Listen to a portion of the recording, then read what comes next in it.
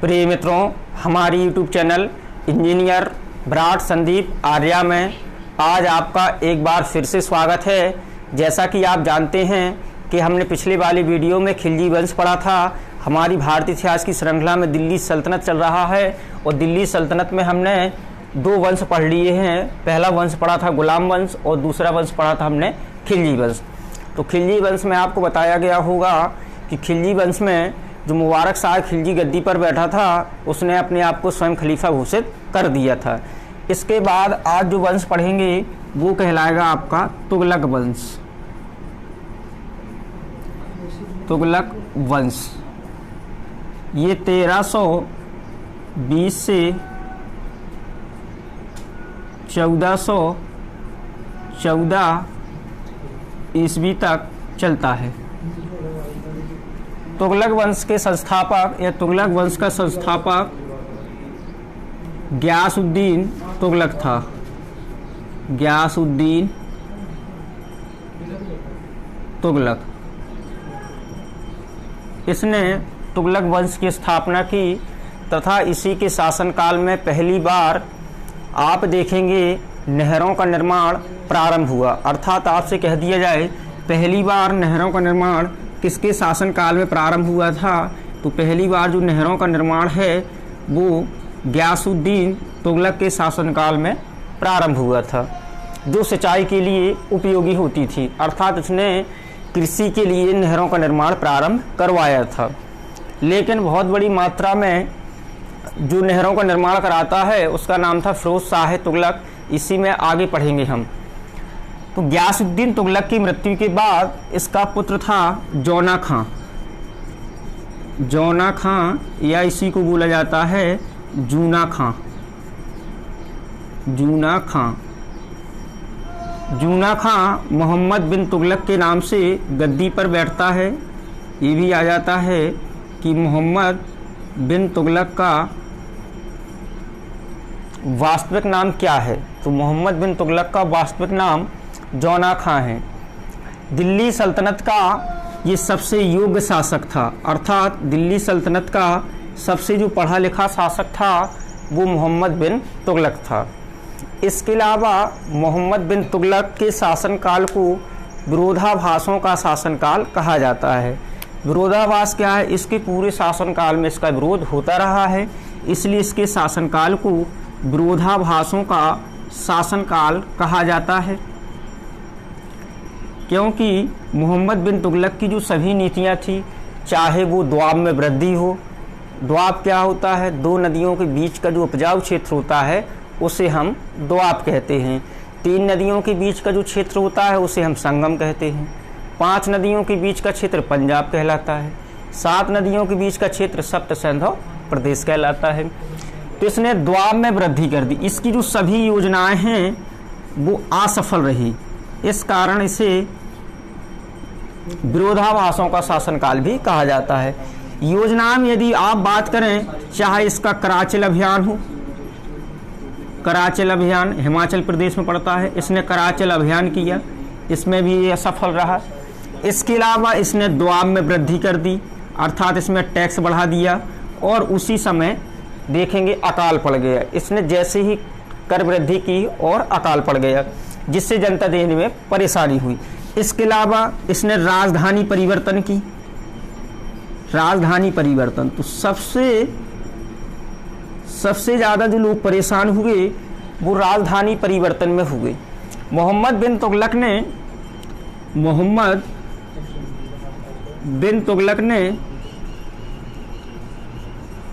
1327 ईस्वी में राजधानी परिवर्तित कर दी। अर्थात पहले जो राजधानी थी वो दिल्ली थी, ये दिल्ली से देवगिरी ले गया और देवगिरी का नाम इसने दौलताबाद रखा था। ये भी प्रश्न आ जाता है कि देवगिरी को और किस नाम से जानते हैं, दौलताबाद के नाम से जानते हैं, या दौलताबाद का पुराना नाम क्या है, देवगिरी है। ये कह दिया जाए कि किसके शासनकाल में देवगिरी को राजधानी बनाया गया था, तो मोहम्मद बिन तुगलक के शासनकाल में देवगिरी को राजधानी बनाया गया था। इसके अलावा यदि ये भी प्रश्न आ जाए कि राजधानी परिवर्तन किसने की थी, तो मोहम्मद बिन तुगलक ने की थी। और मोहम्मद बिन तुगलक का वास्तविक नाम क्या था, जौना खां था। तो इसलिए इसके पूरे शासनकाल में जनता परेशान रही। इस कारण इसके शासनकाल को विरोधाभासों का शासनकाल कहा जाता है। आगे यदि इसी में चर्चा करें, इसी मोहम्मद बिन तुगलक के शासनकाल में मूर देश या मोरक्को देश, इसी को बोला जाता है अफ्रीकी यात्री इब्न बतूता भारत आया। ये भी प्रश्न बनता है कि इब्न बतूता किसके शासनकाल में भारत आया। तो इब्न बतूता मोहम्मद बिन तुगलक के शासनकाल में भारत आता है। तो मोहम्मद बिन तुगलक इसे दिल्ली का काजी बना देता है। काजी का मतलब होता है न्यायाधीश। इसे दिल्ली का न्यायाधीश बना दिया जाता है। इब्न बतूता एक पुस्तक लिखता है, उसकी पुस्तक का नाम है रहला, या इसी को बोला जाता है रिहला।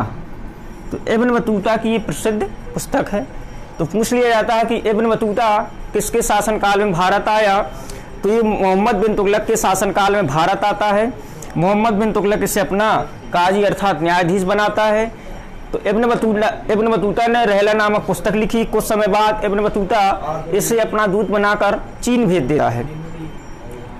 तो मोहम्मद बिन तुगलक के इतने कार्य थे। इसके अलावा और प्रश्न बनते हैं कि मोहम्मद बिन तुगलक ने एक मुद्रा का प्रचलन किया था। उस मुद्रा का नाम था सांकेतिक मुद्रा।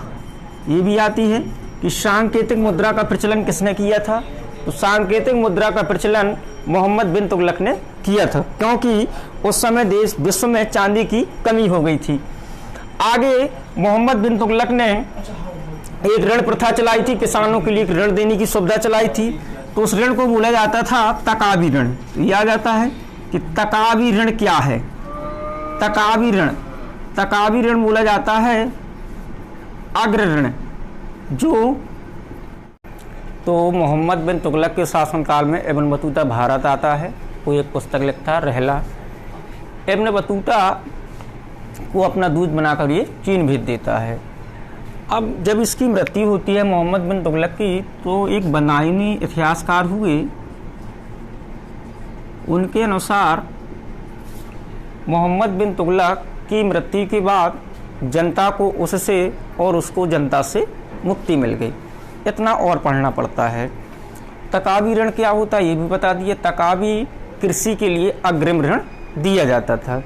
इसके अलावा मोहम्मद बिन तुगलक दिल्ली सल्तनत का पहला शासक था जिसने हिंदू त्यौहार, खास तौर से हिंदू त्यौहार खास तौर से होली में भाग लिया। ये भी प्रश्न बनता है कि दिल्ली सल्तनत का पहला शासक कौन था जिसने कि हिंदू त्योहारों में भाग लिया था। तो मोहम्मद बिन तुगलक था जिसने कि हिंदू त्योहारों में भाग लिया था।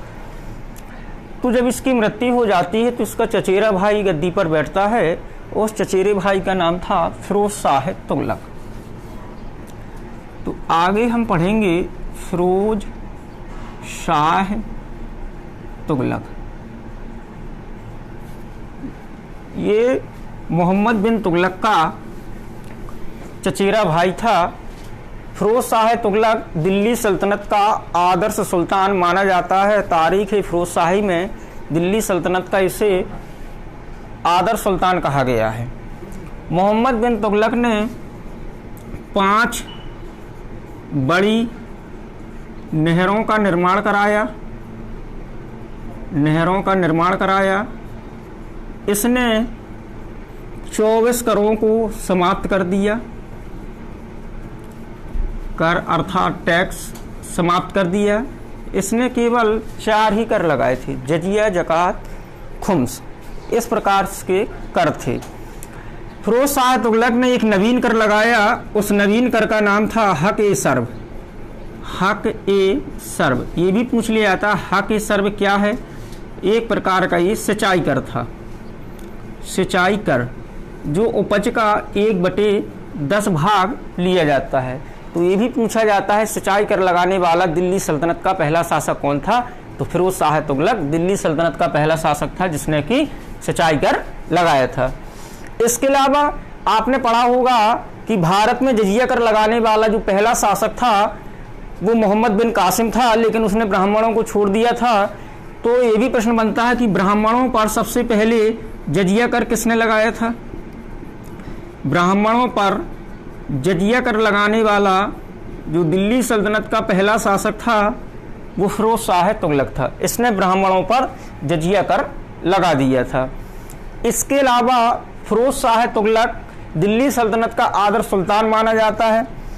इसे दिल्ली सल्तनत का अकबर भी कहा जाता है। यदि प्रश्न कहे कि दिल्ली सल्तनत का अकबर किसे कहा जाता है, तो फिरोज शाह तुगलक को दिल्ली सल्तनत का अकबर कहा जाता है। इसने स्थापत्य कला की दृष्टि से भी कई विकास किए हैं।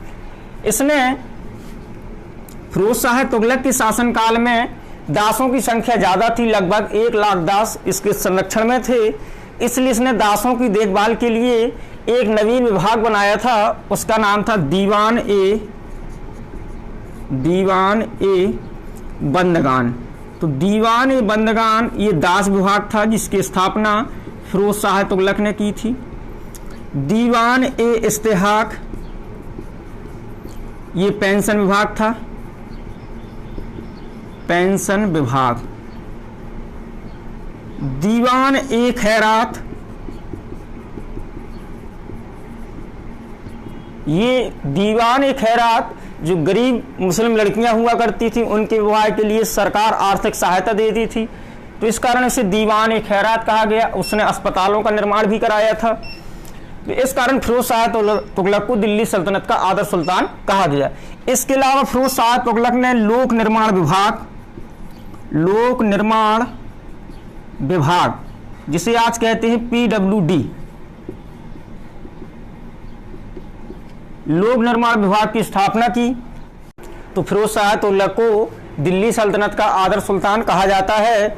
इसके अलावा जो मैंने बताया कि इसने कुछ विभागों की स्थापना की, दीवान बंदगान दास विभाग, दीवान इस्तेहाक पेंशन विभाग, दीवान खैरात, इसमें जो मुस्लिम लड़कियां होती थी उनकी शादी कराई जाती थी, उन्हें दान दिया जाता था। इस कारण फिरोज शाह तुगलक को दिल्ली सल्तनत का आदर्श सुल्तान कहा जाता है। फिरोज शाह तुगलक को दिल्ली सल्तनत का आदर्श इसलिए भी कहा जाता है क्योंकि इसने 24 करों को समाप्त कर दिया था, लेकिन इसने एक नवीन कर लगाया था, हक-ए-सर्व, जिसे बोला जाता था सिंचाई कर, जो उपज का 1/10 भाग लिया जाता था। इसके अलावा फिरोज शाह तुगलक ने ही सबसे पहले ब्राह्मणों पर जजिया कर लगाया था। यदि चर्चा करें तुगलक वंश का जो अंतिम शासक था वो नासिरुद्दीन महमूद था। इसी की मृत्यु के बाद भारत में तुगलक वंश का अंत हो जाता है तथा इसी के शासनकाल में तैमूरलंग इसमें अगला जो वंश आता है आपका वो कहलाता है सैयद वंश। तो सैयद वंश की स्थापना किस प्रकार होती है, इसमें क्वेश्चन ज़्यादा नहीं बनता है, इसका केवल संस्थापक अकेला पूछा जाता है। 1398 ईस्वी में तैमूरलंग ने भारत पर आक्रमण किया था। लाहौर दीपालपुर के क्षेत्र जीतते हुए वो चला गया था और अपने क्षेत्र में जैसे ही जाता है तो उसकी मृत्यु हो जाती है। ये जीते हुए जो क्षेत्र हैं तैमूरलंग ने ये खिजर खां को सौंपकर चला गया था। ये डेट आती है कि तैमूरलंग ने भारत पर आक्रमण किस वर्ष किया था, तो 1398 ईस्वी में। तो खिजर खां क्या करता है, इन्हीं प्रदेशों में सैयद वंश की स्थापना कर देता है। खिजर खां सुल्तान की उपाधि धारण नहीं करता है, बल्कि खिजर खां स्वयं को रैयत-ए-आला, तो ये भी प्रश्न बनता है कि रैयत-ए-आला की उपाधि किसने धारण की थी, खिजर खां ने। इसके अलावा सैयद वंश का संस्थापक कौन था, खिजर खां था।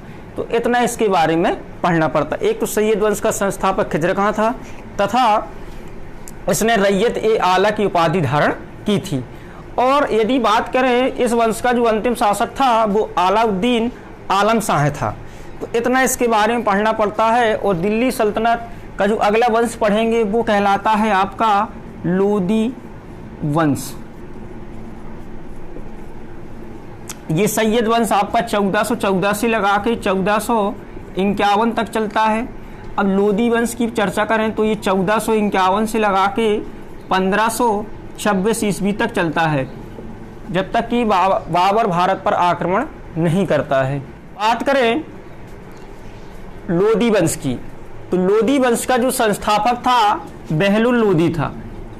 इसके अलावा लोदी वंश दिल्ली सल्तनत का अंतिम वंश हुआ करता था, जिसकी स्थापना बहलुल लोधी ने की थी। इसी बहलुल लोधी ने बहलुल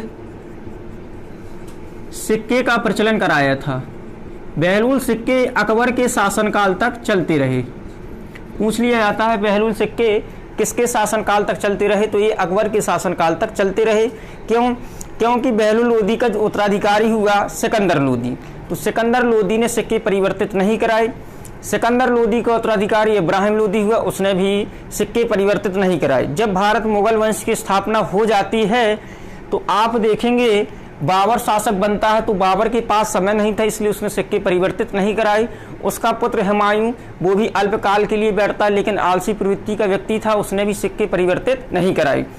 कुछ समय के लिए भारत में सूर्य वंश की स्थापना होती है, उसमें जो शासक बैठे 4-5 साल के लिए बैठे थे, तो उन्होंने भी सिक्के परिवर्तित नहीं कराए। लेकिन जब भारत में पुनः मुगल वंश की स्थापना होती है और अकबर शासक बनता है, तो अकबर के शासनकाल में ही बहलूल सिक्के का प्रचलन बंद हो जाता है। तो पूछ लिया जाता है कि बहलूल सिक्के का प्रचलन किसने किया था? बहलूल लोदी ने किया था। किसके शासनकाल तक चलते रहे? तो ये अकबर के शासनकाल तक चलते रहे। इसके अलावा बहलूल लोदी का उत्तराधिकारी इसी का पुत्र होता है, इसके पुत्र का नाम था सिकंदर लोदी। सिकंदर लोदी का जो मूल नाम था या जो वास्तविक नाम था वो निजाम खां था। ये निजाम खां सिकंदर लोदी के नाम से गद्दी पर बैठता है। सिकंदर लोदी दिल्ली सल्तनत का सबसे योग्य शासक था। जैसे आपने पढ़ा होगा मोहम्मद बिन तुगलक था, वैसे ही पढ़ा लिखा शासक सिकंदर लोदी था। ये गुलरुखी उपनाम से कविताएं लिखता था। ये पूछ लिया जाता है कि गुलरुखी उपनाम से कविताएं कौन लिखता था? तो गुलरुखी उपनाम से सिकंदर लोदी कविता लिखता था। तो सिकंदर लोदी का जो मूल नाम था वो निजाम खां था। सिकंदर लोदी उपनाम गुलरुखी उपनाम से कविताएं लिखता था। इसने भूमि पैमाइश के लिए एक पैमाना चलाया जिसका नाम था गज ए सिकंदरी, जिसमें 39 खाने होते थे। इसने 1504 ईस्वी में आगरा शहर की स्थापना की थी। इसके अलावा दिल्ली सल्तनत की कहें या लोदी वंश की जो स्थापत्य कला थी, वो सबसे जो महत्वपूर्ण थी वो थी दिल्ली में बनाया गया मियाँ भाऊ का मकबरा। मियाँ भाऊ या इसी को बोला जाता है मोठ मस्जिद। ये लोदी कला की उत्कृष्ट नमूना था। ये सिकंदर लोदी द्वारा बनवाया गया था। तो सिकंदर लोदी के बारे में इतने ही पढ़ना पड़ता है। सिकंदर लोदी का जो उत्तराधिकारी हुआ था वो इब्राहिम लोदी हुआ था। इब्राहिम लोदी लोदी वंश का तथा दिल्ली सल्तनत का अंतिम शासक था। अर्थात आपने पढ़ा होगा कि जो दिल्ली सल्तनत है ये 1206 ईस्वी में प्रारंभ होती है और 1526 ईस्वी इसका अंत होता है। तो दिल्ली सल्तनत का जो अंतिम वंश था वो लोदी वंश था। वो लोदी वंश का जो अंतिम शासक था वो इब्राहिम लोदी था। इसलिए इब्राहिम लोदी दिल्ली सल्तनत के साथ साथ लोदी वंश का भी अंतिम शासक था। इसने 1517 ईस्वी में एक युद्ध लड़ा जिसका नाम था घतौली का युद्ध या खतौली का युद्ध। इसके दो नाम हैं, इसी को बोला जाता है घतौली का युद्ध, इसी को बोला जाता है खतौली का युद्ध। 1517 ईस्वी में राणा सांगा और इब्राहिम लोदी के बीच घतौली का युद्ध होता है। इसके अलावा इब्राहिम लोदी की यदि आगे चर्चा करें तो पानीपत का प्रथम युद्ध लड़ता है। पानीपत के प्रथम युद्ध में बाबर इब्राहिम लोदी को पराजित कर देता है। पानीपत का जो प्रथम युद्ध है, पानीपत का प्रथम युद्ध, पानीपत के 3 युद्ध होते हैं।